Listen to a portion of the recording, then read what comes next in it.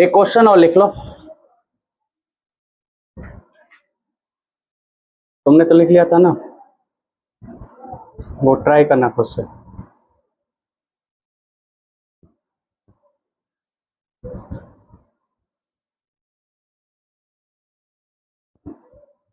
कल जो लिखवाया था देखना जरा, यही वाला था क्या?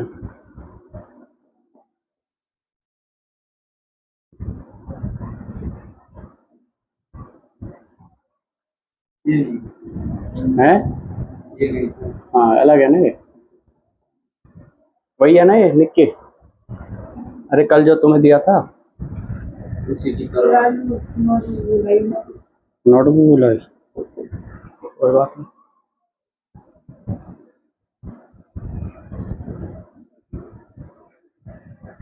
पिछला जो क्वेश्चन था उसमें क्या दिया हुआ था?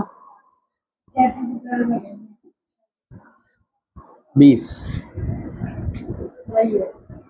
है भाई। पिछला वाला क्वेश्चन जो था उसमें आई दिया था ना, इसमें बी दिया हुआ है।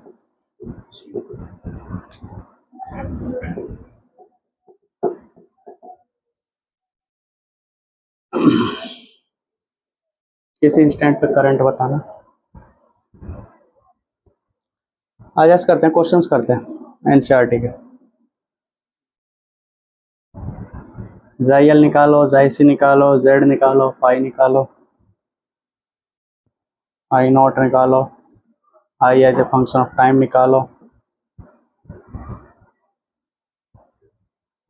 छोड़ो कल करेंगे।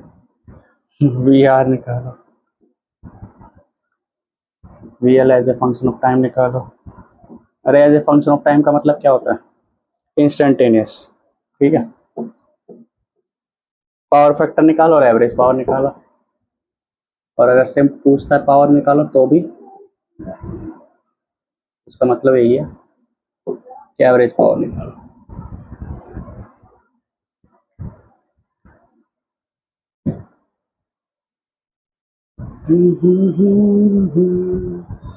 अभी करना है? हाँ अभी कर लो, रेस्ट कर लेता हूँ।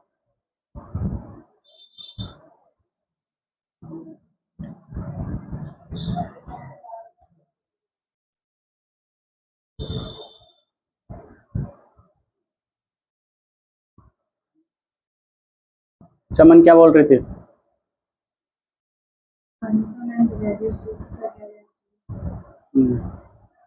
फिर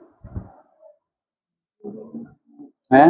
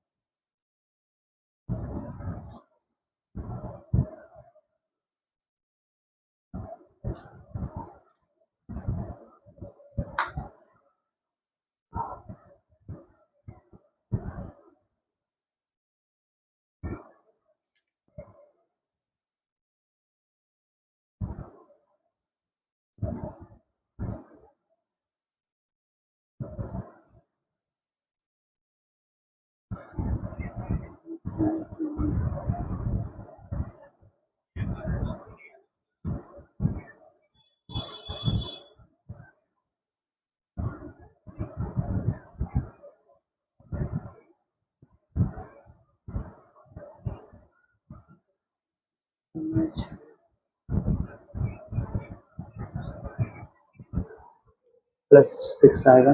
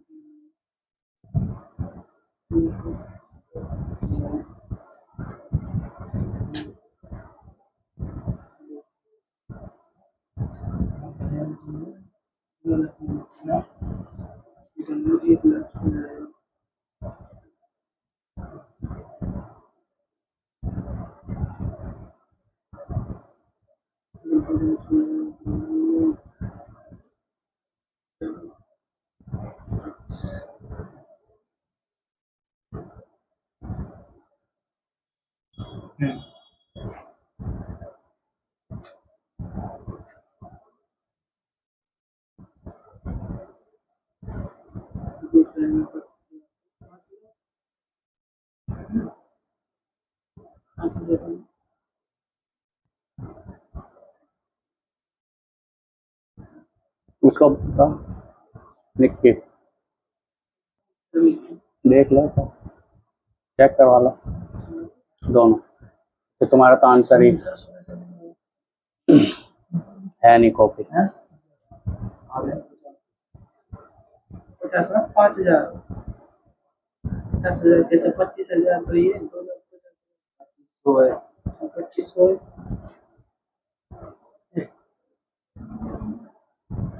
400 किसका तीरे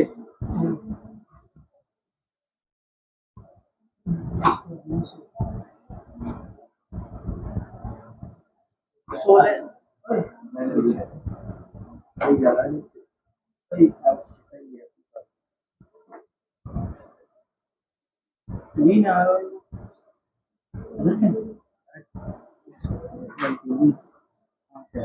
सही है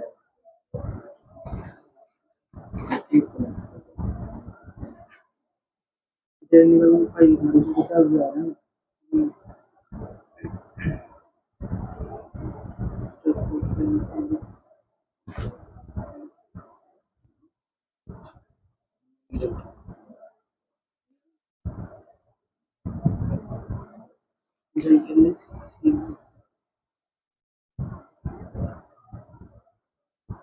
basically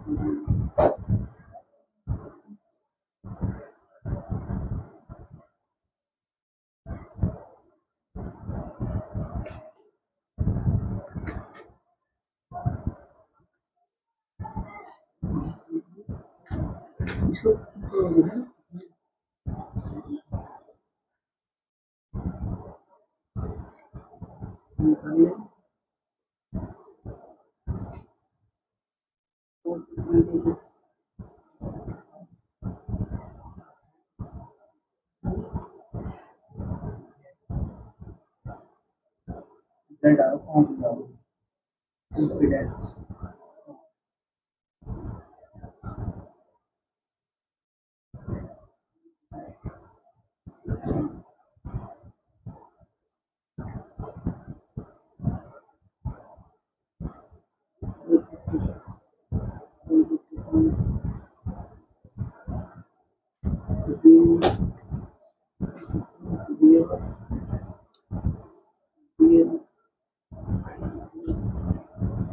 real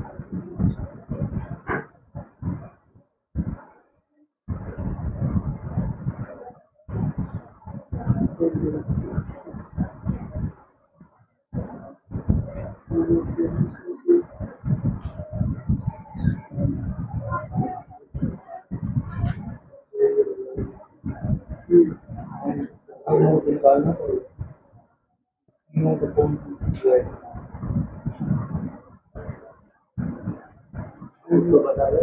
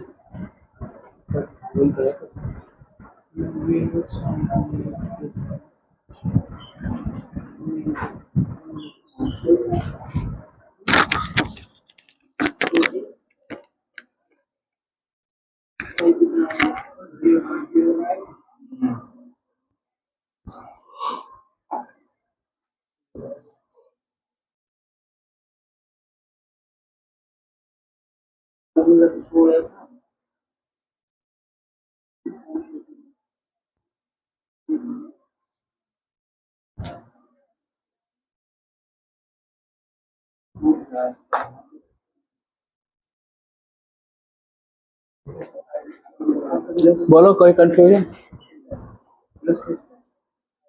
कोई कंफ्यूजन?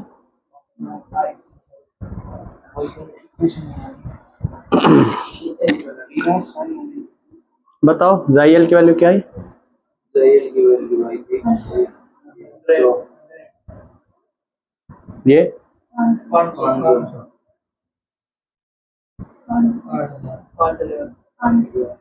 5,000।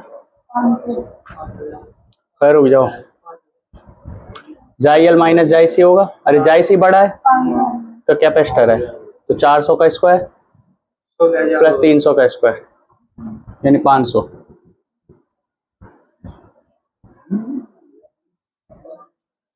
अरे यही था ये, जेड बराबर अंडर रूट जायसी माइनस, ठीक है, कितना हो गया 300 का स्क्वायर, जायसी कितना 500, जायल कितना 100, 500 माइनस 100 400, ठीक है। इसमें ऐसा करो, ये हो जाएगा 9 4 जीरो आ जाएंगी 10 की पावर 4 16 गुना 10 की पावर 4।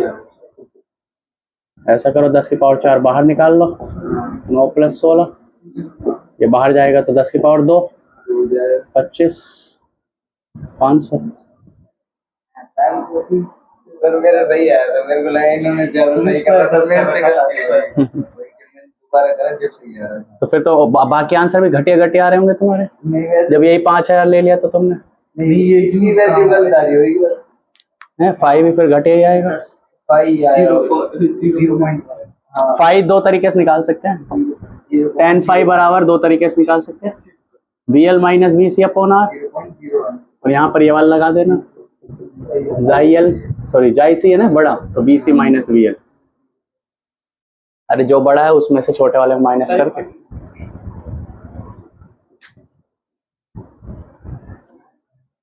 जाई सी कितना है 500 माइनस 100 बट्टे 300, 400 बट्टे 300, 4 बट्टे 3, तो हो गया 53 डिग्री।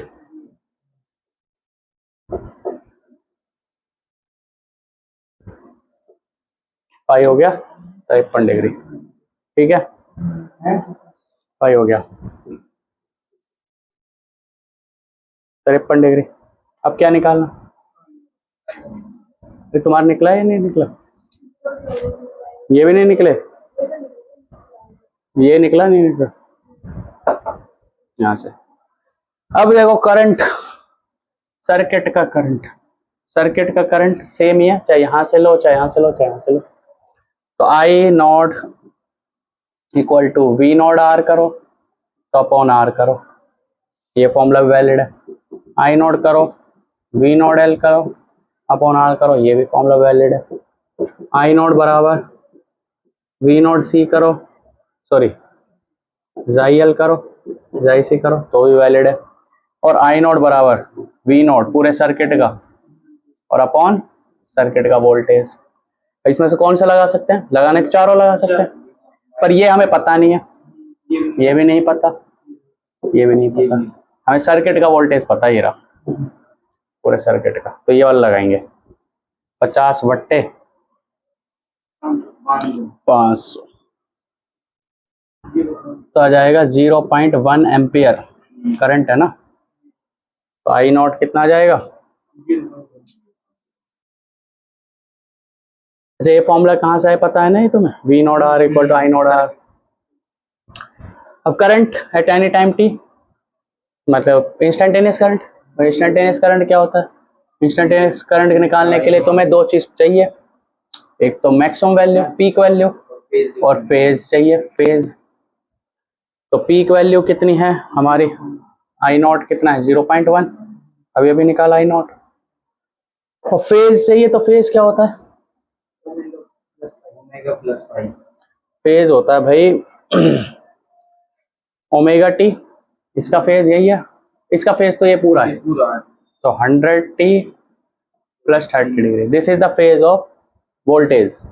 अब हमें चेक करना पड़ेगा कि ये सर्किट कौन सा इंडक्टिव है या कैपेसिटिव है, तो ये डिपेंड करेगा इस पर, जाहिर सी बड़ा है तो कैपेसिटिव सर्किट है, तो कैपेसिटिव सर्किट में करंट आगे रहता है वोल्टेज आगे रहता है, करंट आगे रहता है, करंट आगे रहता है, कैपेसिटिव में कौन आगे रहता है, तो कितने एंगल्स आगे रहता है 5 एंगल्स, तो ये है वोल्टेज का फेज, तो करंट का फेज इस वोल्टेज के फेज से 5 एंगल आगे रहेगा, तो 5 एंगल कितना 53 हो जाएगा, ठीक है।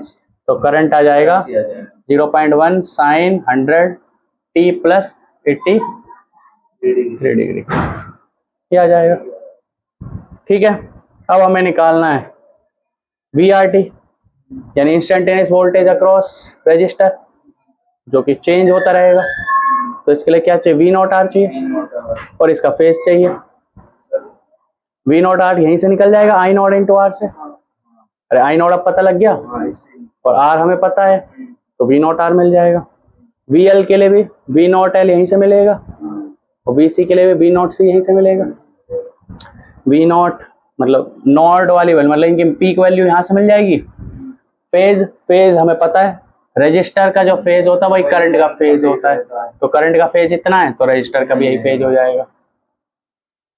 इंडक्टर में जो वोल्टेज होती है, इंडक्टर की जो वोल्टेज होती है वो करंट के फेज से 90 डिग्री आगे होती है, तो करंट का फेज इतना है तो इंडक्टर का फेज होएगा 100t प्लस 83 प्लस π/2 यानी प्लस 90, और इसका फेस करंट के फेस से 90 पीछे रहता है, तो 100t प्लस 83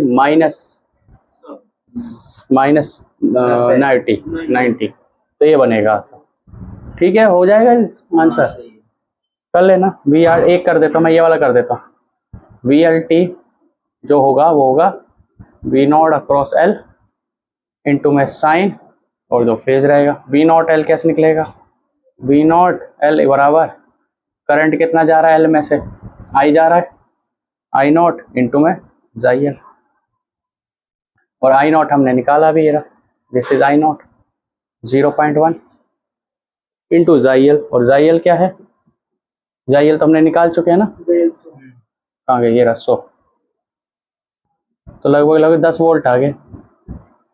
तो वी नॉट एल कितना आ गया 10 वोल्ट, तो आ जाएगा 10 साइन, और इसका जो भी फेज रहता है वो करंट के फेज से डिपेंड करता है। तो करंट का फेज कितना है 100t प्लस 83, तो इसका फेज हो जाएगा 100t प्लस 83 प्लस 90, ये हो जाएगा वी एल टी। ठीक है, वी एल ऐसे निकालना, सिमिलरली ये निकालना है, सिमिलरली ये निकालना है, इसमें तो वही फेज रहेगा जो करंट का फेज रहेगा, ऐसे करना। ठीक है, कर लो फिर, कंप्लीट कर लो जिसका नहीं हुआ।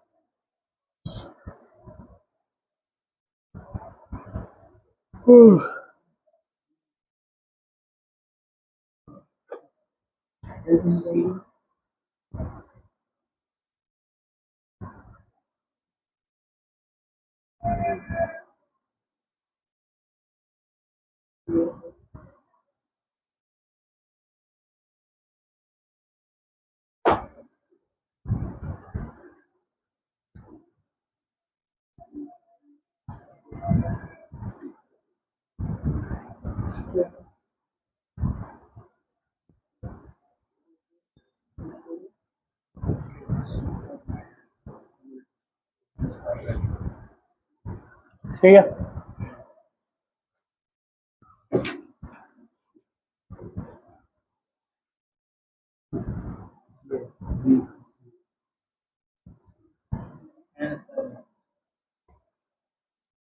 अब लेते हैं रेजोनेंस।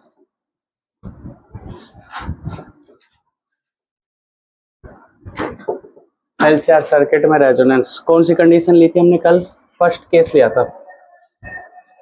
ये कब आता है, व्हेन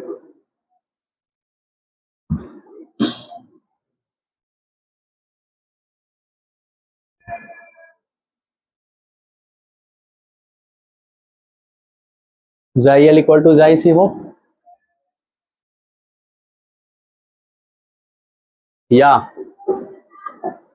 वी एल बराबर V C O, V naught L बराबर।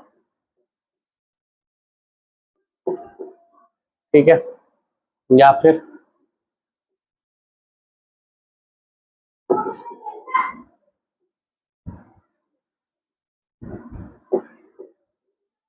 ये तीनों ही कंडीशन में आपका रेजोनेंस रहेगा। ठीक है, ये तीनों कंडीशन में रेजोनेंस रहेगा, या तो जाई एल बराबर जाई सी हो, ये हो या ये हो, एलसीआर सर्किट में रेजोनेंस रहेगा। अगर रेजोनेंस है इन रेजोनेंस जाई एल बराबर जाई सी, ये है मान लो सर्किट आपका L C R, L C, ठीक है, वोल्टेज कितना है,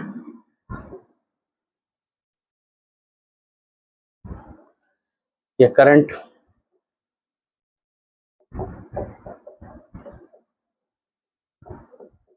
ठीक है, वोल्टेज और करंट में कुछ फेज डिफरेंस होगा 5, डिपेंडिंग ऑन कि क्या होगा, पता लगेगा। देखो इट हैपेंस व्हेन जाइल इक्वल टू जाइसी, ये कल बताया था जाइल बराबर जाइसी हो तो होता क्या है, ऐसे था डायग्राम हमारा, कुछ ऐसे था। ये क्या था, ये आया बी नॉट, ये B naught R, B naught L, B naught C, और इसी का एक और ये आर, ये जाइल और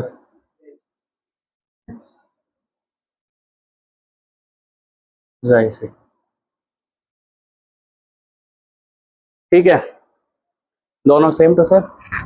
यहां से क्या निकलता था तो इसको सॉल्व करते थे, यहाँ से जेड, यहां से बी नॉट, वी नॉट, पूरे सर्किट का वोल्टेज ये वी नॉट मिलता था। वी नॉट एल क्या है, इसका cross voltage, V naught C क्या है, कैपेसिटर, कैपेसिटर के क्रॉस पीक वोल्टेज, इसका cross peak voltage. R is the resistance of this resistor, capacitance of this capacitor, sorry resistance of this capacitor और resistance of this inductor. Condition है जाई L बराबर जाई सी हो जाएगा, या फिर वी नॉट एल बराबर वी नॉट सी हो जाएगा। तो जो नेट वोल्टेज होगा वो कितना होगा, ये तो कैंसिल आउट हो जाएंगे दोनों, ये दोनों तो कैंसिल आउट हो जाएंगे, तो ये बन जाएगा जो रिजल्टेंट आएगा वो ऐसे आएगा, यानी नेट वोल्टेज वही रहेगा जो रजिस्टर के अक्रॉस पीक वोल्टेज। जो ये वाला वोल्टेज है ना वो वही रहेगा जो इसके अक्रॉस पीक वोल्टेज है, इसके अक्रॉस जो पीक वोल्टेज है वही आपका पूरे सर्किट का वोल्टेज रहेगा, सर्किट का पीक वोल्टेज रहेगा। इसको बताओ इसका क्या होगा रिजल्टेंट, यहाँ से क्या निकालते थे, यही आएगा, यहाँ से क्या निकालते थे, इम्पीडेंस, जेड निकालते थे। तो ये तो कट जाएंगे इस बार, पहले क्या होता था ये बड़ा होता था तो जाई एल माइनस जाई सी रहता था ऊपर की तरफ, ये बड़ा होता था तो नीचे की तरफ जाई एल माइनस सॉरी जाई सी माइनस जाई एल होता था। अब दोनों ही बराबर है तो दोनों कट जाएंगे, तो आपका इम्पीडेंस मिलेगा जेड बराबर R. Z is the impedance, पूरे सर्किट का रेजिस्टेंस, इम्पीडेंस ऑफ सर्किट, और this is the peak voltage of circuit.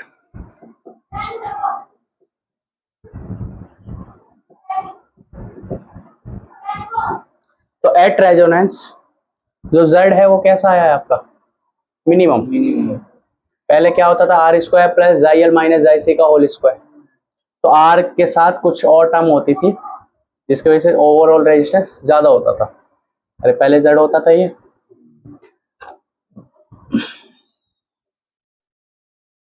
Value कैसी है, पॉजिटिव है। अरे किसी का स्क्वायर पॉजिटिव, चाहे अंदर चाहे कुछ भी हो, नेगेटिव हो पॉजिटिव कुछ भी हो, उसका स्क्वायर कर दो तो ये पॉजिटिव है, पॉजिटिव ओवरऑल वैल्यू पॉजिटिव तो रहेगी। मतलब आर और ए, अब आया है जेड, अब आया ये, अब जो वैल्यू आई है वो ये है, पहले वैल्यू होती थी तो पहले वाली वैल्यू बड़ी होती थी, अब स्मॉल है, स्मॉल है यानी रेजिस्टेंस घट गया सर्किट का, तो रेजोनेंस कंडीशन में Z क्या हो जाता है, मिनिमम हो जाता है। Z क्या हो जाता है, मिनिमम। और क्या हो जाता है, और ये हो जाता है भाई कि पूरा का पूरा सर्किट प्योर रेजिस्टिव सर्किट हो जाता है। कैसा सर्किट हो जाता है, प्योर रेजिस्टिव सर्किट। अच्छा यहाँ पे हम करंट दिखाते थे, यहाँ पर कि करंट इसी में होगा, तो ओवरऑल वोल्टेज क्या है, यही आ गया, तो करंट भी यही है, तो ओवरऑल करंट और ओवरऑल वोल्टेज सर्किट का सेम फेज में आएंगे। पहले क्या होता था, वोल्टेज ऐसे कुछ आता था, करंट ऐसे होता था, तो वोल्टेज करंट से आगे रहता था, या फिर वोल्टेज नीचे की तरफ आता था तो वोल्टेज करंट से पीछे रहता था। पर अब वोल्टेज भी इस डायरेक्शन में, उसी डायरेक्शन, तो मतलब वोल्टेज और करंट सेम फेज में, फाई की वैल्यू 0 है यहाँ पर। और वैसे भी सर्किट कैसा है, प्योर रेजिस्टिव है, और रेजिस्टिव सर्किट में करंट और वोल्टेज सेम फेज में, तो यहाँ पर साफ साफ पता लग रहा है कि फाई क्या है, 0 डिग्री। फाई क्या होता है, phase difference between current and voltage. Phase difference 0 मतलब here current and voltage are in same phase. दोनों के दोनों किस फेज में, सेम फेज में। मतलब यहाँ पे जो सर्किट में जो करंट और वोल्टेज होगा, जिस समय वोल्टेज मैक्सिमम पे जाएगा उसी समय करंट मैक्सिमम पे जाएगा, और दोनों एक साथ ऑसिलेट करेंगे, तो एसएचएम करेंगे, है ना। तो करंट और वोल्टेज सेम फेज में रहेंगे रेजोनेंस कंडीशन में। ये सारी कंडीशन किसकी है, रेजोनेंस कंडीशन है, रेजोनेंस कंडीशन है। अच्छा, Z मिनिमम रहेगा, वोल्टेज और करंट सेम फेज में रहेंगे, और पावर फैक्टर क्या रहेगा, पावर फैक्टर क्या रहेगा, पावर फैक्टर क्या होता है, cos फाई, और फाई की वैल्यू कितनी है, 0, तो cos 0 डिग्री, यानी पावर फैक्टर क्या रहेगा, 1। तो सारी की सारी पावर खर्च होगी यहाँ पर, क्यों, प्योर रेजिस्टिव सर्किट है। और आपको टेबल बनवाई थी, उसमें बताया था जो प्योर रेजिस्टिव सर्किट होता है उसमें पावर खर्च होती है ना। और जो प्योर कैपेसिटिव सर्किट होता है उसमें पावर स्टोर हो जाती है कैपेसिटर के अंदर, तो उसमें उसका पावर फैक्टर 0 हो जाता है, पावर 0 हो जाती है। अरे बताया था ये पहले, इंडक्टर में भी बताया था, इंडक्टर में पावर क्या हो जाती है, स्टोर हो जाती है इंडक्टर के अंदर, तो पावर फैक्टर उसका भी 0 रहता है। लेकिन ये प्योर रेजिस्टिव सर्किट है, प्योर रेजिस्टिव सर्किट का पावर फैक्टर 0 नहीं होता। तो यहाँ पर पावर जो डिसिपेट होगी वो कितनी होगी, कौन सी पावर है, average power, average power, average power कितना हो जाएगा, फॉर्मूला बताया था, VRMS IRMS into cos phi, और cos phi is the power factor, और जिसकी वैल्यू कितनी है यहाँ पर 1, cos फाई की वैल्यू कितनी है 1, तो पावर आ जाएगी आपकी VRMS, जो एवरेज पावर कंज्यूम्ड है वो आ जाएगी VRMS इंटू IRMS। ठीक है, और तुम पहले पढ़ चुके हो जो वोल्टेज रजिस्टर की जो पावर होती है, थर्ड चैप्टर में पढ़ा था, वो V इंटू आई होती है, 10th में पढ़ा है, V इंटू आई होती है। तो लेकिन यहाँ पर तो V चेंज हो रहा है, I चेंज हो रहा है, तो इसलिए कौन सी वैल्यू लेते हैं, अगर हमें सेम वैल्यू लेने तो RMS वैल्यू, RMS वैल्यू। जो 10th क्लास में क्वेश्चन बनाए जाते हैं ना, उसमें V की एक सेम वैल्यू देते हैं, V की 220 वोल्ट है, करंट इतना है, तो एक्चुअल में वो कौन सी वैल्यू देते हैं, RMS वैल्यू। वैसे वहाँ पे तो बैटरी होती है, पर फिर भी 220 वोल्ट की बैटरी थोड़ी यूज करता है कोई, मतलब मेरे हिसाब से नहीं होती 220 वोल्ट की बैटरी, हम जो डेली लाइफ में यूज होती है ना। तो वहाँ पे एक्चुअल में यही होता है, वो RMS वैल्यू को लेके ही बात करते हो, जब भी 220 अपना RMS है, रियल लाइफ वाला। तो ये सब बातें हैं किसकी, रेजोनेंस की। अभी और भी चीजें हैं, लिख लो इतना, रेजोनेंस में क्या क्या होगा, रेजोनेंस कब होगा, ये सारी कंडीशंस हैं।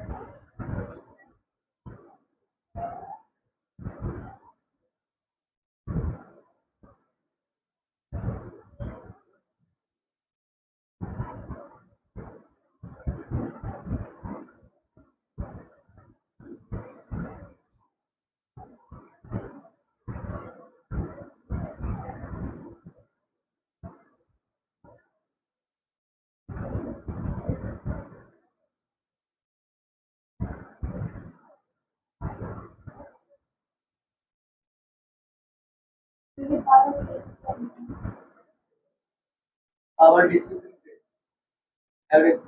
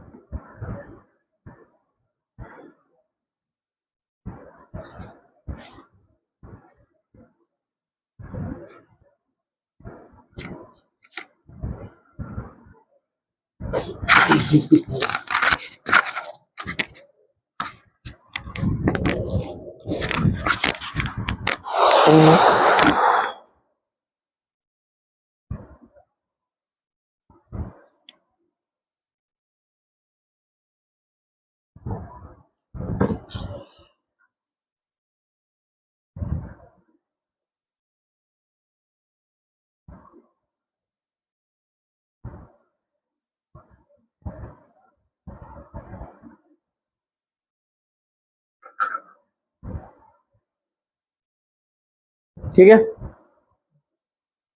अच्छा, ये इम्पीडेंस क्या, इम्पीडेंस ऑफ सर्किट क्या है इस बार, मिनिमम है ना, याद रखना। सर्किट का जो रेजिस्टेंस है वो मिनिमम है। कुछ और छूट गया क्या?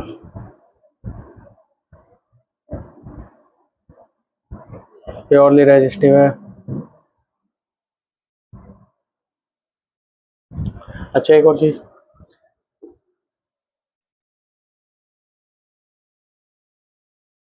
रेजोनेंस कंडीशन कब सेटिस्फाई होगी, जब ये बराबर होंगे। ठीक है, मान लो इनकी वैल्यू एल दी हुई है, इसकी वैल्यू सी दी हुई है, और ये है ओमेगा।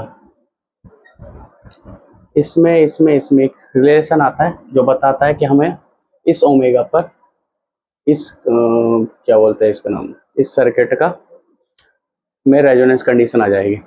देखो जाइयल क्या है, लिख लो कंडीशन ऑफ रेजोनेंस, यहाँ से आएगी कंडीशन ऑफ, ये तो है ही जाइयल बराबर जाइल। अच्छा, जाइयल है क्या, जाइयल की वैल्यू क्या है, और जाइसी की वैल्यू क्या है, हाँ, कौन ओमेगा सी। तो ओमेगा यहाँ सर्किट का है ओमेगा, और एल हमने लगाया है, ओमेगा सर्किट का है, और कैपेसिटेंस की वैल्यू हमने लगाई है। एल और सी तो फिक्स है, एल और सी तो फिक्स है। अगर हम सर्किट में ओमेगा चेंज कराएं, ओमेगा चेंज कराते कराएंगे, ओमेगा बढ़ाएंगे तो जाइयल बढ़ेगा, ओमेगा बढ़ाएंगे तो जाई सी घटेगा, कुछ ऐसा होगा। और ओमेगा चेंज कराएंगे तो जाइयल चेंज होगा, और ओमेगा चेंज कराएंगे तो जाई सी चेंज होगा। तो ओमेगा चेंज करते करते करते करते हमने एक ऐसा ओमेगा चूज कर लिया, we choose such omega such that कि उस ओमेगा की वैल्यू बदल के हमने किसकी वैल्यू बदल दी, जाइयल की, उस ओमेगा की वैल्यू बदल के जाई सी की वैल्यू बदल, और इस तरह से ओमेगा चूज करा कि जाई एल बराबर क्या आ गया, जाई सी हो गया at omega equal to omega naught. किसी ओमेगा नॉट पर जाई एल और जाई सी की वैल्यू क्या हो गई, इक्वल हो गई। भाई पहले मान लो 100 पाई रेडियन रखा, फिर 101 पाई रेडियन रखा, फिर 99 रेडियन पाई रेडियन रखा, इस तरह से अलग अलग ओमेगा रख के देखे, और करते करते एक ऐसा ओमेगा है जब दोनों की वैल्यू क्या हो गई, इक्वल हो गई। तो हम देखना चाह रहे हैं कि आखिर वो ओमेगा है कितना, उसको क्या बोला गया, ओमेगा नॉट। इसको बोलते हैं रेजोनेंट फ्रीक्वेंसी, यानी वो फ्रीक्वेंसी जिस पे रेजोनेंस की कंडीशन आ जाए। तो रखो जरा, ओमेगा है जाई एल बराबर क्या है, ओमेगा नॉट एल हो जाएगा उस वाले ओमेगा पे, और जाई सी की वैल्यू कितनी हो जाएगी, ये यहां से यहाँ जाएगा ओमेगा नॉट स्क्वायर 1/LC। तो यहाँ से ओमेगा की वैल्यू कितनी हो जाएगी, ओमेगा नॉट की वैल्यू हो जाएगी, this is your resonant frequency, this is called resonant frequency. Resonant frequency यानी वो फ्रीक्वेंसी, ये वो फ्रीक्वेंसी जिस पे इस सर्किट का रेजोनेंस कंडीशन सेटिस्फाई होगी। मान लो इसकी value 100 for example, omega naught की वैल्यू आती है 100। अगर हमने 100 फ्रीक्वेंसी दी तो अपने आप ही ये सर्किट कौन सी कंडीशन में चला जाएगा, रेजोनेंस की कंडीशन में चला जाएगा। जाई एल जाई सी के बराबर हो जाएगा, जाई एल जाई सी के बराबर हो जाएगा, V naught L V naught C के बराबर हो जाएगा 100 फ्रीक्वेंसी पर। जेड मिनिमम हो जाएगा, और करंट और आई नॉट और करंट और वोल्टेज का फेज सेम हो जाएगा, और करंट और वोल्टेज का सेम फेज हो जाएगा, और जेड मिनिमम हो जाएगा, तो करंट भी क्या हो जाएगा, मैक्सिमम हो जाएगा। करंट क्यों मैक्सिमम हो जाएगा, करंट क्योंकि सिर्फ एक ही वो बचेगा रेजिस्टेंस, पहले तो 3 लगा रहे थे। हाँ, मतलब रेजिस्टेंस कम हो जाएगा, हाँ। तो करंट मैक्सिमम हो जाएगा। और क्या होगा, अच्छा और चीज निकालते हैं यहाँ पर, रेजोनेंट फ्रीक्वेंसी है। रेजोनेंट फ्रीक्वेंसी बहुत क्वेश्चन आते हैं, एल की वैल्यू ये है, सी की वैल्यू है, बताओ रेजोनेंट फ्रीक्वेंसी कितनी होगी। अरे एल और सी रखो, रेजोनेंट फ्रीक्वेंसी पता लग जाएगी उस सर्किट की रेजोनेंट फ्रीक्वेंसी। इसको कई बार नेचुरल फ्रीक्वेंसी बोलते हैं, वैसे तो एंगुलर फ्रीक्वेंसी, ओमेगा क्या है, एंगुलर। इसको कई बार नेचुरल एंगुलर फ्रीक्वेंसी बोलते हैं। नेचुरल मतलब इस सर्किट की नेचुरल फ्रीक्वेंसी है ये एंगुलर फ्रीक्वेंसी। हर इंसान की अपनी अपनी फ्रीक्वेंसी होती है, हर ऑब्जेक्ट की अपनी फ्रीक्वेंसी होती है, नेचुरल फ्रीक्वेंसी बोलते हैं उसको। मान लो किसी ऑब्जेक्ट की फ्रीक्वेंसी कुछ है और आपका जो भूकंप है उसी फ्रीक्वेंसी का आ गया, तो बहुत तेजी से हिलेगा। जैसे वो कहते हैं पुल से पार करते हैं, वो क्या बोलते हैं, बटालियन पार करती है वो आर्मी की, तो जो मूव करते हैं तो किसी फ्रीक्वेंसी पर तो मूव करेंगे, और अगर वो फ्रीक्वेंसी उस पुल की फ्रीक्वेंसी के मैच कर गई तो पुल गिर सकता है। ठीक है, तो हर किसी की, हर ऑब्जेक्ट की अपनी एक नेचुरल फ्रीक्वेंसी होती है। तो अपने इस सर्किट की नेचुरल फ्रीक्वेंसी ये है, उसकी वैल्यू ये है। ठीक है, तो इस नेचुरल फ्रीक्वेंसी पे इसमें करंट क्या हो जाता है, मैक्सिमम हो जाता है। अच्छा, हम फ्रीक्वेंसी निकालना चाह रहे हैं, ये तो एंगुलर फ्रीक्वेंसी है, तो हमें पता है फ्रीक्वेंसी हो जाएगा 2 पाई एफ। 2 पाई एफ, एफ को हम म्यू भी लिख सकते हैं, अरे बस ऐसे लगे 2 पाई एफ नॉट लगा देते हैं, 2 पाई एफ नॉट, और वो कितने बराबर है। तो अगर हम फ्रीक्वेंसी की वैल्यू देखें, नेचुरल फ्रीक्वेंसी की वैल्यू कहते हैं, तो कितना हो जाएगा 1/2 pi under root L C. क्या है, इसको ऐसे भी लिख देते हैं म्यू नॉट। ठीक है, दिस इज योर नेचुरल। तुमने पढ़ा नहीं अभी तक, ये पता लगे पेपर में ऐसे ही आ जाए लिखा हुआ और तुम एफ ही समझते हो। इसको एक्चुअल में ऐसे लिखते हैं फ्रीक्वेंसी को, म्यू सिंबल, म्यू है या न्यू है जो भी है।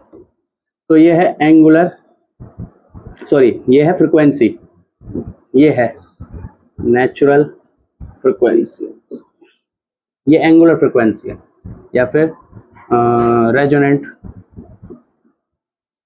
Frequency, resonant frequency. ठीक है, और कब जा रहे हो तुम मैच खेलने? सर हमारा तो 2500 है। तेरा हमारा तो मतलब और होगा ये भी लेके जा रहे हैं इसे भी अपने साथ एक्स्ट्रा। हम तो वैसे कोटे पड़े नहीं सर, हो गया हम से अभी 3 दिन और मिल गए। अभी साथ में अभी बैंक को 3 दिन से सर, बाकी जो अंडर 14 में जिनके वो कल जाएंगे। अच्छा अंडर 17 वाले 24 को जाएंगे, 19 वालों के सारे वो 25 को। वो क्यों नहीं जा रहे? अच्छा ये क्या नाम देव सर वो खेलता ही नहीं ये कौन सा गेम खेलता है? सर, ये वो खेलता है, फिर विलिप करता है ये। अच्छा कौन सा गेम खेलता है? विलिप वगैरह करता है। ये इतना सीरियस कैसे हो गया? नहीं ये तो सीरियस ही था, इसका छोटा भाई वो नहीं था इतना बड़ा। लिख लिया?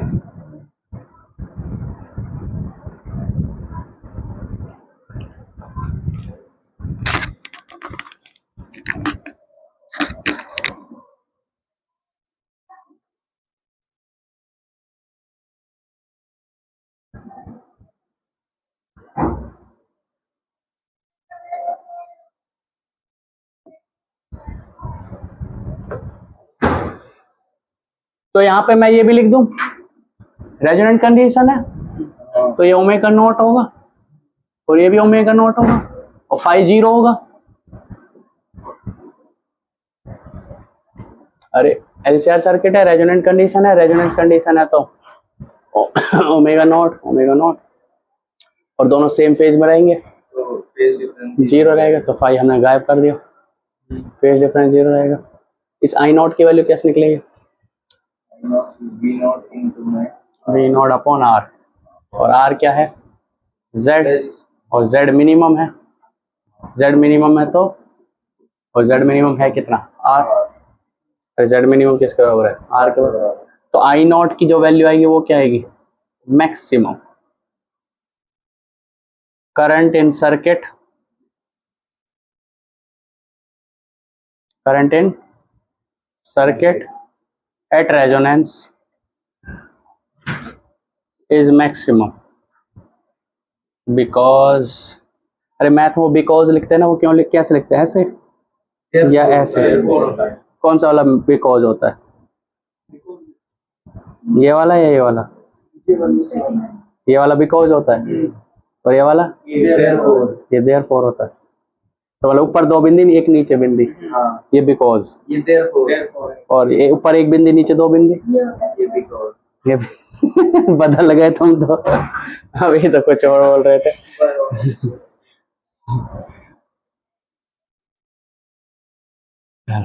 हाँ, current in circuit at resonance is maximum because, हम पूरा ही लिख लेते हैं, बिकॉज इम्पीडेंस या रेजिस्टेंस इज मिनिमम, ये लिख लो minimum, that is Z equal to R, क्योंकि रेजिस्टेंस सबसे कम है, रेजिस्टेंस कम है तो करंट की वैल्यू सबसे ज्यादा होगी। करंट की वैल्यू सबसे ज्यादा का मतलब क्या है? अब करंट क्या 0 नहीं होगा? करंट अब ज्यादा फ्लो करेगा या फिर, हाँ वो तो ठीक है, लेकिन वो ज्यादा फ्लो करेगा तो अब क्या 0 नहीं? पहले तो ऐसे ही फ्लो करता था, कैसे फ्लो करता था पहले? यहाँ से वहां, यहाँ से फ्लो, लेकिन वो भी जैसे आई नॉट से 0 माइनस आई नॉट फिर 0 फिर डायरेक्शन चेंज, फिर आई नॉट फिर 0 फिर आई नॉट फिर 0, ऐसे प्लस आई नॉट से माइनस आई नॉट चेंज करता था। अब क्या फर्क आ गया? अब तेजी से करेगा, तेजी से करेगा तो ओमेगा चेंज होगा।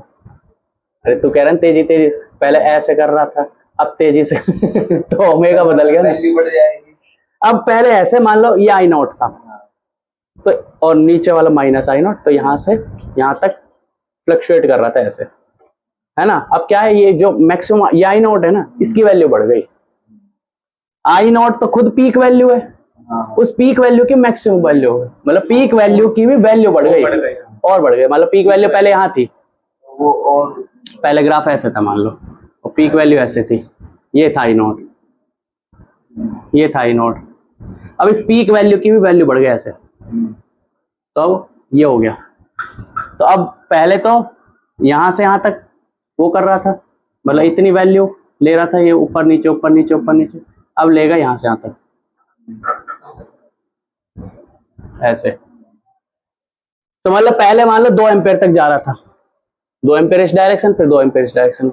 जी पहले 0 से 2 एम्पेयर इस डायरेक्शन, 0 से 2 एम्पेयर इस डायरेक्शन में। अब मान लो 5 एम्पेयर तक जा रहा है, 0 से 5 एम्पेयर इस डायरेक्शन। दोनों का फेज सेम रहेगा इसमें, ठीक है। ये हो गया आपका मैक्सिमम करंट, ठीक है। लिख लिया आपने? बताओ भाई।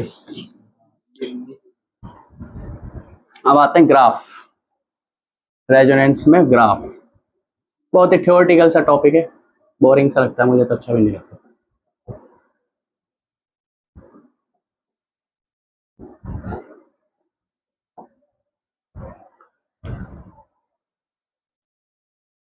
अब आते हैं किस पे? ग्राफ पे। देखो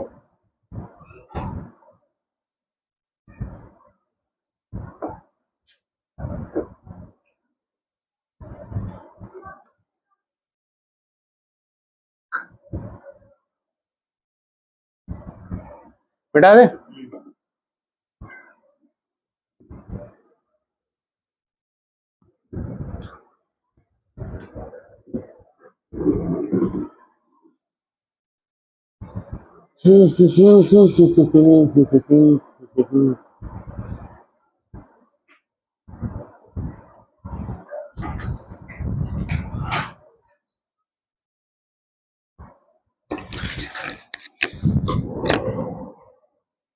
एक और है।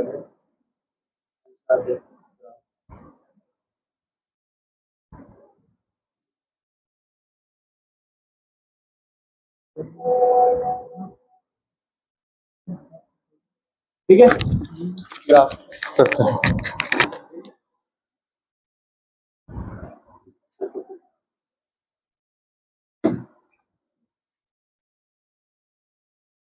नींद आ रही है आज, बढ़िया। ये है ग्राफ, नीचे है ओमेगा और यहाँ है मान लो जाइयल। जाइयल का ग्राफ क्या होगा ओमेगा के साथ? बताओ कैसे बनेगा? ओमेगा बढ़ेगा तो बढ़ेगा। तो कुछ ऐसा ग्राफ बनेगा, ठीक है। This is the graph of जाइयल। जाई सी का ग्राफ कैसा बनेगा? ओमेगा बढ़ेगा तो घटेगा ये, और नीचे की तरफ ऐसे। दिस इज योर जाई सी। और ये वो पॉइंट है, वहाँ पे रेजोनेंस कंडीशन। है ना। यहाँ पर आपका वाई एक्सिस में आपका जाइयल है, जाइसी भी है। अरे रेजिस्टेंस की वैल्यू है 2 ओम 3 ओम 4 ओम जो भी। ये वो कंडीशन है जब जाइसी की वैल्यू और जाइयल की वैल्यू बराबर हो गई, और इस पॉइंट पे बोलेंगे फ्रिक्वेंसी कितना है? Omega naught. This is the position जहां पर दोनों बराबर है, और हमें पता है जाइयल बराबर जाइसी जब होता है तो रेजोनेंस कंडीशन होती है, तो उस वाले ओमेगा को क्या बोलते हैं? Omega naught. और रेजिस्टेंस, ये रेजिस्टेंस का ग्राफ है। रेजिस्टेंस तो चेंज होता ही नहीं है, 2 ओम 3 ओम 4 ओम जो भी है फिक्स रहेगा। अच्छा, रेजिस्टेंस का ग्राफ ऐसे भी हो सकता है, ऐसे भी हो सकता है। रेजिस्टेंस का ग्राफ ओमेगा पर डिपेंड नहीं करता, उसकी वैल्यू क्या रहती है? फिक्स, फिक्स रहती है, इसलिए स्ट्रेट लाइन ग्राफ बनेगा ऐसा। लिख लो जल्दी, जाइयल या जाइसी या आर।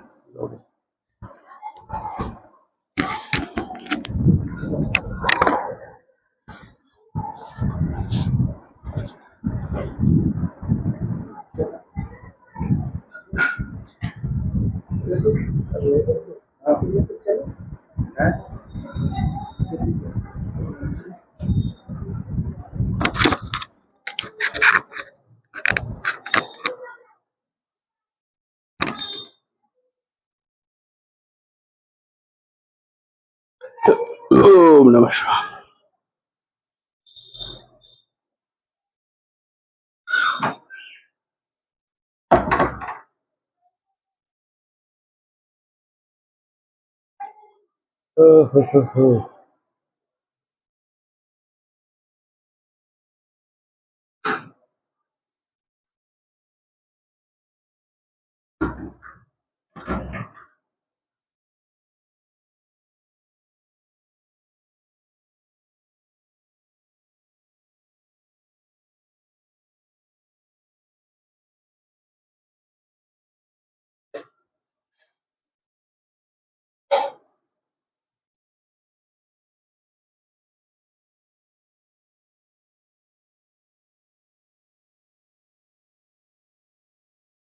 ठीक है,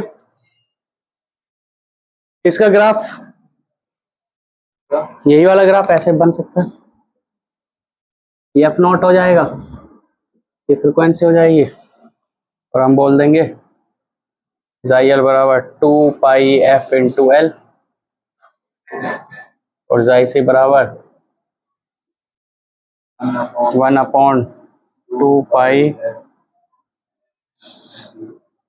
ये वाला ग्राफ बन जाएगा। जब एफ की जगह ओमेगा की जगह एफ आ जाएगा और ओमेगा नॉट की जगह एफ नॉट आ जाएगा। ठीक है, करंट का ग्राफ बनाते हैं, नहीं पहले जेड का ग्राफ बनाते हैं, इम्पिडेंस का ग्राफ, जेड का ग्राफ। जेड की वैल्यू क्या होती है, आर का स्क्वायर प्लस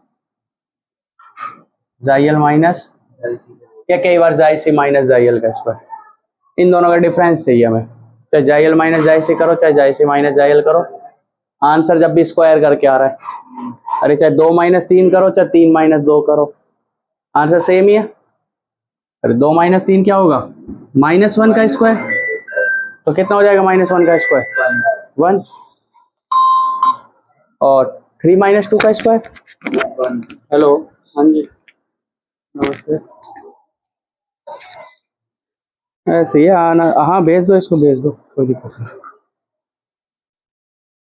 हाँ तो बोलो जाई एल माइनस जाई सी, यानी 2 - 3 का होल, 2 - 3 का स्क्वायर, तो -1 का स्क्वायर कितना आएगा, और जब 3 - 2 का स्क्वायर करेंगे तो 1 का स्क्वायर, यानी अभी 1, चाहे -1 आए चाहे +1 आए, तो आंसर सेम है। अच्छा इसका ग्राफ बनाना है किसका, एक मिनट थोड़ा सा और इसको और करते हैं, और लिखो इसको, अंडर रूट क्या लिख सकते हैं इसको, आर स्क्वायर, जाई एल को लिख सकते हैं ओमेगा एल 1/ओमेगा सी का होल स्क्वायर। ठीक है, अब देखना ध्यान से, ये जेड है और यहाँ ओमेगा है, जब ओमेगा की वैल्यू, आर की वैल्यू तो फिक्स है, जब ओमेगा की वैल्यू कम होगी, ओमेगा की वैल्यू कम होगी, तो ये वैल्यू क्या होगी, स्मॉल, और ये वाली स्मॉल होगी, और ये वैल्यू लार्ज, क्योंकि ओमेगा कम होगा तो ये पूरी वैल्यू लार्ज होगी। क्यों, देखो मान लो ओमेगा की वैल्यू है 0.01 या 0.1 ले लेता है, और एल और सी की वैल्यू है 1, सी की वैल्यू 1। अब चेक करो ओमेगा एल की वैल्यू कितनी है, हाँ ओमेगा इंटू एल, इसकी वैल्यू कितनी होगी, ओमेगा को मान लिया 0.1, एल की वैल्यू 1, ओमेगा एल की वैल्यू 0.1 है, और ओमेगा सी, हाँ इंटू 1, वही होगा, और 1/ओमेगा एल की, ओमेगा सी की वैल्यू कितनी होगी, बोलो 1/0.1 इंटू में 1, तो वैल्यू कितनी हो जाएगी 10, है ना 10। तो ये ओमेगा एल छोटा रहेगा और ओमेगा 1/ओमेगा सी बड़ा रहेगा, यही तो कहा मैंने। जब ओमेगा छोटा है, ओमेगा की वैल्यू कम है 0.1, 0.01, ओमेगा की वैल्यू कम है, तो ये वैल्यू क्या रहेगी, स्मॉलर, और ये वैल्यू लार्ज, यही तो बताया। तो छोटी वैल्यू में से बड़ी वैल्यू घटाएंगे, जो भी करेंगे, ये ओवरऑल आंसर छोटा आएगा बड़ा आएगा, छोटा आएगा, बड़ा आएगा। ये कितना है, ये कितना है हमारा 0.1 माइनस ये कितना आया 10, स्क्वायर करो कितना आएगा 10 - 0.1 9.9, 9.9 का स्क्वायर, अरे 9.9 क्या मानो 10 ही मान लो उसको, तो 10 का स्क्वायर कितना हो गया, तो वैल्यू कहाँ छोटी है ना, वैल्यू बड़ी आएगी ना। अरे नेगेटिव का तो कोई चक्कर ही नहीं है, तो पॉजिटिव हो जाएगा, तो वैल्यू बड़ी आएगी। उल्टा करो तो मतलब जब ओमेगा की वैल्यू कम होगी तो ये वैल्यू छोटी होगी, ये वैल्यू बड़ी होगी, जो डिफरेंस आएगा वो बड़ा डिफरेंस आएगा, बड़ा डिफरेंस का स्क्वायर, तो आंसर बड़ा आ जाएगा, है ना। इसको मैं और आसानी से कर दूं, ओमेगा वैल्यू और छोटी ले लेते हैं 0.01, तो ओमेगा एल की वैल्यू हो जाएगी 0.01, ओमेगा सी की वैल्यू हो जाएगी 0.1/0.01 100, तो ये आया 0.01, ये आया 100, दोनों का डिफरेंस लगभग लगभग 100 आएगा, 100 का स्क्वायर 10,000, तो ये बड़ा नंबर आएगा, है ना। और अगर ओमेगा एल की वैल्यू बड़ी है, ओमेगा सी की वैल्यू छोटी है, तो वैल्यू क्या आएगा, तो भी उतनी है ये। हाँ तो भी उतनी आएगी। देखो ओमेगा, अब एग्जांपल ले लेते हैं फिर से, ओमेगा की वैल्यू लेते हैं बड़ी, मान लो ओमेगा की वैल्यू 1000, एल की वैल्यू 1, सी की वैल्यू, ओमेगा एल बताओ कितना होगा, 1000। ओमेगा की वैल्यू 1000, एल की वैल्यू 1, तो 1000 हो जाएगा। 1/1 ओमेगा एल कितना हो जाएगा, ओमेगा सी 0.001। 1000 हो जाएगा, तो 0.001। अब डिफरेंस कितना आएगा, ये 1000 माइनस 0.001, अभी भी 1000 का डिफरेंस आएगा, और 1000 का स्क्वायर कितना हो जाएगा, 10,000 लाख, 10 लाख हो जाएगा, तो मतलब वैल्यू बहुत बड़ी आएगी। चाहे ओमेगा छोटा हो, चाहे ओमेगा स्मॉलर हो, तो भी वैल्यू बड़ी होगी, चाहे ओमेगा बड़ा हो तो भी वैल्यू बड़ी होगी। जब भी कोई क्वांटिटी ऐसी हो कि उसकी छोटे वैल्यू के लिए भी वो वैल्यू बड़ी आ रही है और बड़ी वैल्यू के लिए बड़ी आ रही है, यानी बीच में कहीं ऐसी वैल्यू आएगी जहां पर उसकी वैल्यू सबसे मिनिमम होगी। देखो ध्यान से, मतलब ओमेगा की छोटी वैल्यू के लिए भी वैल्यू बड़ी आ रही है और ओमेगा की बड़ी वैल्यू के लिए भी वैल्यू बड़ी आ रही है, वैल्यू बड़ी आ रही है। ओमेगा की छोटी वैल्यू के लिए वैल्यू बड़ी है, बड़ी वैल्यू के लिए वैल्यू बड़ी, तो बीच में कहीं ऐसी वैल्यू होगी जहां पर वैल्यू छोटी होगी। अरे नहीं तो फिर तो कांस्टेंट ही होगी वैल्यू, तो बीच में कहीं ऐसा पॉइंट आएगा जहां पर वैल्यू क्या होगी, स्मॉलर होगी, मिनिमम होगी, है ना। तो वो कौन सा पॉइंट है, जब ओमेगा एल बराबर 1/ओमेगा सी हो जाएगा, जब जाई एल बराबर जाई सी हो जाएगा, तो क्या होगा, ये दोनों वैल्यू इक्वल और अपोजिट है। अरे तुम मान लो ये 10, ये 10, ये 10 और ये 10, तो क्या हो जाएगा, ये 0 हो जाएगा, तो z की वैल्यू क्या रह जाएगी, r के बराबर रह जाएगी। तो मतलब z और r का ग्राफ, z और ओमेगा का ग्राफ ऐसा आएगा, कुछ ऐसे, ऐसे ग्राफ आएगा। ओमेगा की छोटी वैल्यू के लिए भी z की बड़ी वैल्यू है, ओमेगा की बड़ी वैल्यू के लिए भी z की बड़ी वैल्यू है, लेकिन एक ऐसा ओमेगा है जिसपे z की वैल्यू क्या है, मिनिमम, और वो कौन सा ओमेगा है, ओमेगा नॉट। ओमेगा नॉट ही तो, जब जाई एल बराबर जाई सी होगा और ये आंसर 0 हो जाएगा और z बराबर क्या हो जाएगा, r, z मिनिमम हो जाएगा वो। तो this is the graph of z। अच्छा ये है ग्राफ z का, ये है ग्राफ z का, बनाओ जल्दी से।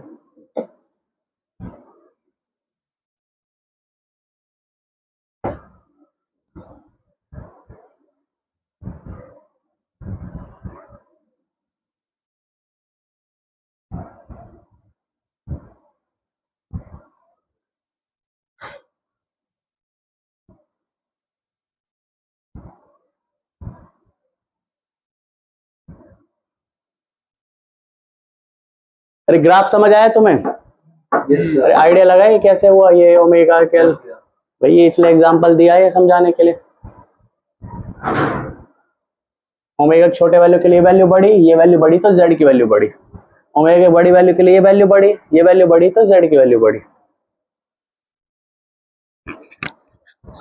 लेकिन एक ओमेगा ऐसा होगा, ओमेगा बराबर ओमेगा नॉट, जब ये और ये इक्वल और अपोजिट हो जाएंगे, मतलब इक्वल हो जाएंगे, तो ये दोनों 0 हो जाएगा, 0 हो जाएगी तो z सिर्फ r के बराबर हो जाएगा, तो ये है वो omega equal to omega naught जब z की वैल्यू मिनिमम है।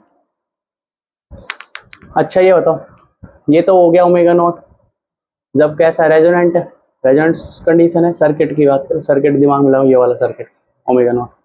अगर मैं यहाँ आ जाऊं इससे पीछे, तो ओमेगा की वैल्यू ओमेगा नॉट से कम है, यहाँ पे आ जाऊं और एक यार यहाँ आ जाऊं, ओमेगा नॉट से कम और ओमेगा नॉट से ज्यादा। ज्यादा। तो जब ओमेगा नॉट से कम है तो कौन सा सर्किट होगा, इंडक्टिव या रेजिस्टिव, इंडक्टिव या कैपेसिटिव। और ओमेगा नॉट से ज्यादा है, मतलब हमारा ओमेगा, सर्किट का ओमेगा नॉट से कम है और सर्किट का ओमेगा नॉट से ज्यादा है। तो सर्किट कम है तो वो तो चेक करना पड़ेगा, वो इंडक्टिव। देखना पड़ेगा, है ना, बताना मुझे कल, ठीक है। मतलब मान लो ये 100 है, ओमेगा नॉट 100 है भाई, एल सी की वैल्यू ऐसी है, ओमेगा नॉट की वैल्यू यहीं से तो निकलती है 1/√LC। एलसी की वैल्यू ऐसे निकली कि ओमेगा नॉट की वैल्यू 100 निकली। अगर हमारे सर्किट में फ्रिक्वेंसी 50 है तो क्या होगा, और हमारे सर्किट में फ्रिक्वेंसी 150 है तो कौन सा वाला। फ्रिक्वेंसी 50 है तो 100 से कम है यानी ओमेगा नॉट से कम है, फ्रिक्वेंसी 150 है तो 100 से ज़्यादा है यानी ओमेगा नॉट से ज़्यादा है। तो बताना है, क्योंकि ये तो वो कंडीशन है जब जाइएल और जाइसी बराबर हो जाएगा, तो ना तो वो इंडक्टिव रहेगा ना कैपेसिटिव रहेगा, प्योर रेजिस्टिव हो जाएगा।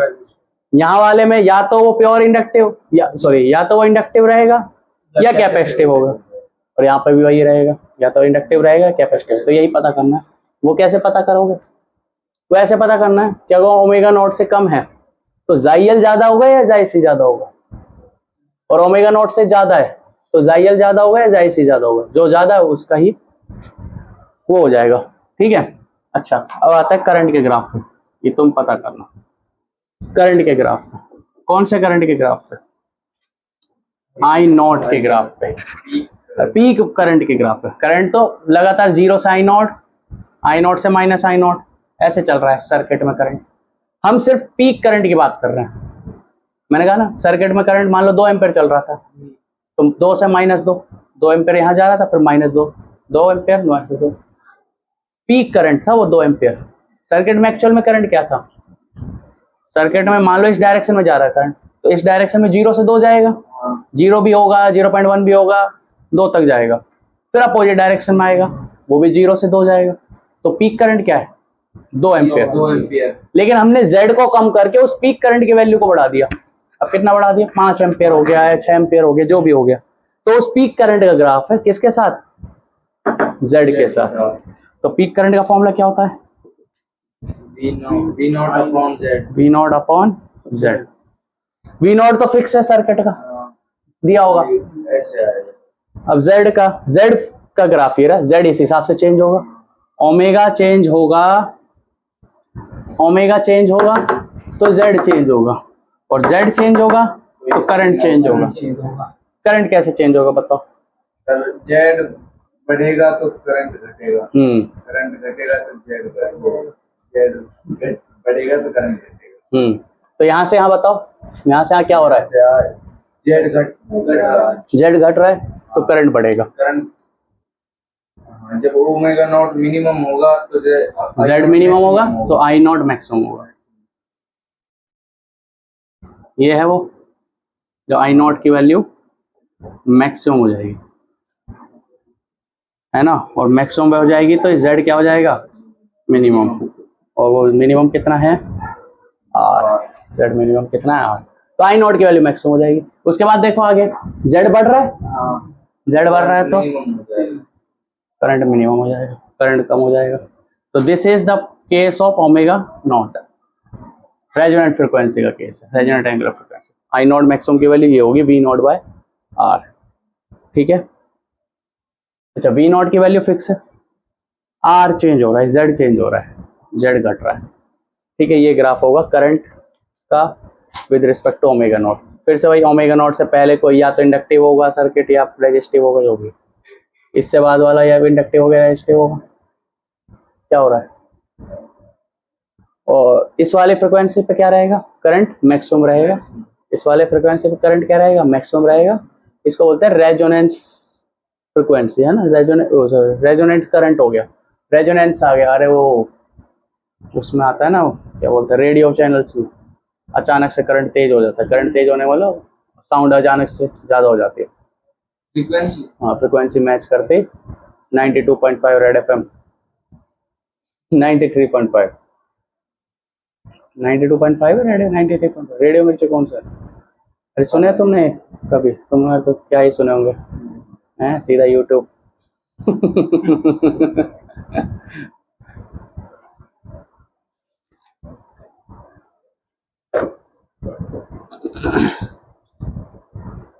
एक वो आता था कौन सा उस पे, जब मैं कॉलेज गया था, वो सुनता था रेडियो मिर्ची पे, वो भूत का शो आता था। सुनाता रहता था कहानी। रात को 8 से 9, पता नहीं रेडियो मिर्ची था कौन सा था वो।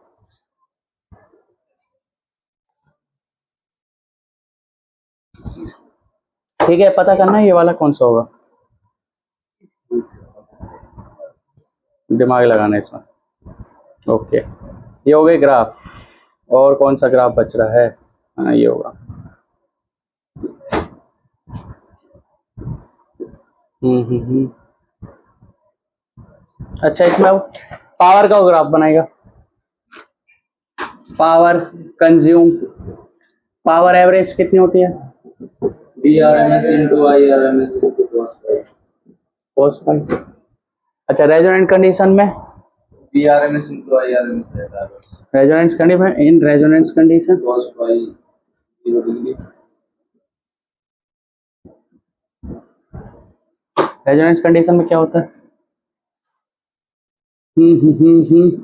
एवरेज पावर हो जाता है VRMS into IRMS, cos phi क्या हो जाता है?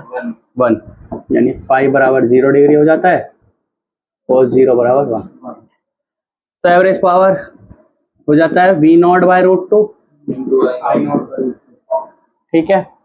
तो एवरेज पावर जो हो जाती है V0 I0/2, ये हो जाती है। तो एवरेज पावर I0 से इस हिसाब से रिलेटेड है। V0 की वैल्यू फिक्स है, 2 की वैल्यू फिक्स है, तो average power is directly proportional to peak current, है ना। अच्छा, और पीक करंट ही का ग्राफ ये रहा, तो जैसा पीक करंट का ग्राफ रहेगा वैसा ही एवरेज पावर का ग्राफ रहेगा। जिस समय पीक करंट की वैल्यू मैक्सिमम होगी उस समय पावर कंज्यूम भी मैक्सिमम होगा, है ना। मतलब रेजोनेंस कंडीशन में पावर कंज्यूम भी क्या रहेगा? मैक्सिमम रहेगा। तो पावर कंज्यूम का ग्राफ पता कैसे बनेगा? ये पी एवरेज यही बन जाएगा, और ये हो जाएगा एवरेज पावर जो कंज्यूम हो रही है वो भी मैक्सिमम हो जाएगी उसी पॉइंट पर जब करंट पीक है। ये बन जाएगा ग्राफ।